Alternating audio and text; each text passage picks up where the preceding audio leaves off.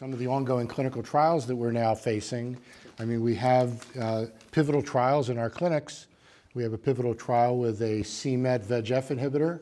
We have a pivotal trial with anti-PD1 targeted therapy. So Monty, talk to us about, PD1 as a target, checkpoint inhibition. It's been a very hot area in melanoma. It's an important area in other diseases. What's the status in kidney? Absolutely, and hopefully we'll see similar data evolve ultimately in kidney cancer for this drug. Right now there's a pivotal phase 3 trial that's ongoing comparing everolimus and nivolumab. Nivolumab is a so-called Pd1 inhibitor, or programmed death 1 inhibitor. Programmed death 1, when it conjugates with Pd1 ligand, this is an interaction between the T cell and the antigen presenting cell, actually induces T cell anergy. So by blocking Pd1, we essentially decrease the extent of T cell anergy and promote the anti-tumor immune response. This trial is going to enroll over 800 patients. This trial is limited to patients who have had 2 prior anti-angiogenic therapies and potentially a 3rd treatment outside of that. It's interesting in the sense that it's powered to actually assess overall survival, which is new for us, I think, in kidney cancer. We haven't seen that amongst many of the targeted therapies we've explored to date, so curious to see how the results will pan out. Dan, do you think that the kind of the Nivo approach, or Brian, Brian, I know you're involved in some of the Nivo Plus trials. So, I mean, obviously, third line therapy is one approach that is maybe a regulatory approach. Mm-hmm. Yet the unmet medical need is in the frontline setting because we're really not curing people with frontline targeted therapy. And I know there's some trials that are trying to combine standard frontline therapy with checkpoint inhibition. Can you kind of summarize the goals, even though we don't have any data with the results just yet?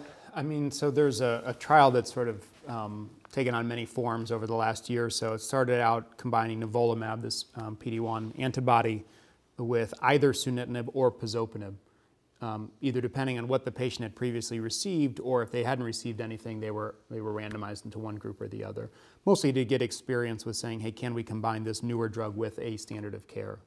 And those initially in the dose escalation were in sort of all comers, but then moved into expanded cohorts in the frontline setting, as you allude to, because the TKIs are a standard. And I think ultimately what we want is therapy that can cure patients and then hopefully stop therapy in the frontline setting, much like IL-2, but I think hopefully more applicable to a much broader segment of patients. About the time that those cohorts were ongoing, then there was data with nivolumab plus ipilimumab, a CTLA-4 inhibitor, another checkpoint inhibitor, which is approved for melanoma, also made by the same company. And there was data in melanoma, which was presented at ASCO this year, which was really quite incredible. I went to a melanoma session, so that tells you how good the data was. I mean, it was really impressive. And so the company said, I think appropriately, gee, if this doublet seems to work well in melanoma, let's test it in kidney cancer as well. And so that PD-1 antibody TKI trial was expanded then to enroll a cohort of patients with PD-1 antibody plus CTLA-4 antibody, nivolumab plus ipilimumab. About 40 patients were treated, and actually there's another cohort opening up that's opening up in a week or so. So again, we will maybe see some data at ASCO or sort of roll out later this year, but I think exciting times, and it's so fast moving. There's so many questions about dose, about sequencing, about combinations, about upfront versus refractory. It kind of like when we were developing targeted therapy, it kind of all came at once. And here we are 8 years later trying to figure out how to give sunitinib, right? Which is sort of humbling. But I think I'm afraid it'll kind of be the same here. It's full steam ahead with this drug, and there are other companies who make other relevant drugs. I think that the kind of the remarkable part of all of this is that we have new opportunities. We have new targets, new opportunities, and when we have new questions to ask, we can work through the process of asking them. So Dan, the METEOR trial is a trial that's looking at a very unique drug that's useful in other diseases, but now has potential role in kidney cancer. Can you tell us about the Exelixis 184? Yeah. Cabozantinib is another multi-targeted tyrosine kinase inhibitor that inhibits, among other targets, the MET receptor as well as VEGF and VEGFR2. The interesting thing about MET, this is the receptor for hepatocyte growth factor or scatter factor. It's thought to play a role in a mesenchymal epithelial transition. That's what MET stands for. and the motility of cells. And it's interesting that this is a target that seems to be overexpressed and more active as patients get exposed to VEGF-targeted therapies. And there's some really good preclinical data to support that. Clinically, this was one of the targets, one of the plasma growth factors that we identified along with the MD Anderson group to show kind of independently had both prognostic and predictive importance in resistance to VEGF-targeted therapy. So a few lines of evidence that would suggest this is an important target.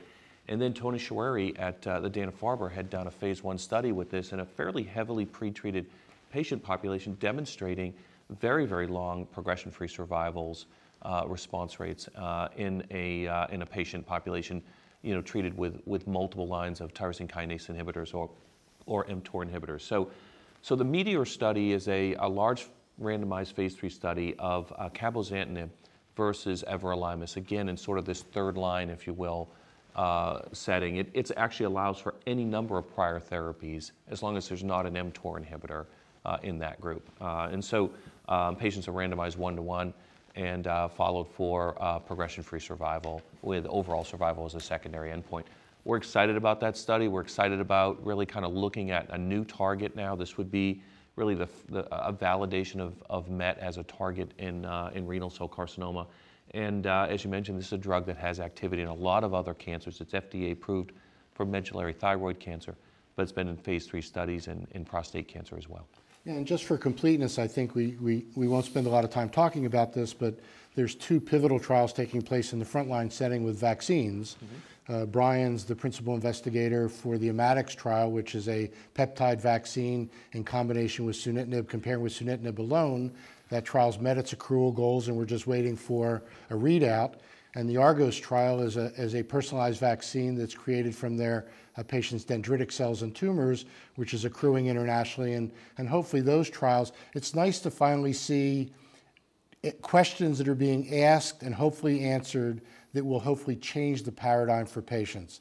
And whether the trials are positive or negative will just be a result of the well-designed trial, but they're good questions to ask to kind of move the field forward.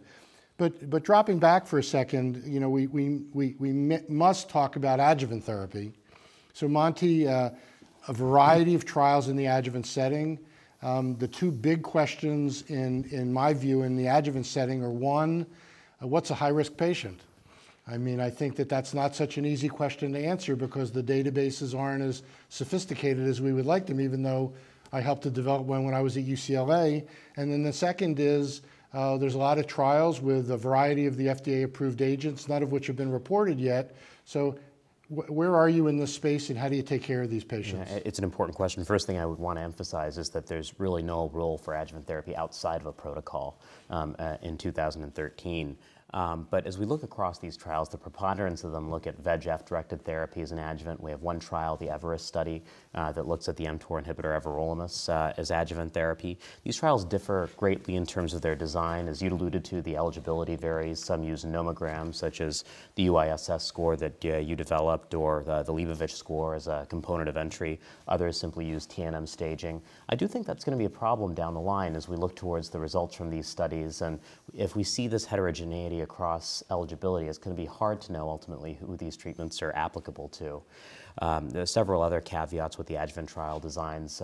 Some include clear cell histologies exclusively. Others include a mix of clear and non-clear cell. So even if, and I certainly hope they do, these studies report out to be positive, we're going to have some key questions left unanswered. But I think we would all agree that in the absence of level 1 evidence in the high-risk resected patient, the standard of care is careful observation or a clinical trial. And I think that's important for our practicing oncologists to understand that these experts around the table feel that way.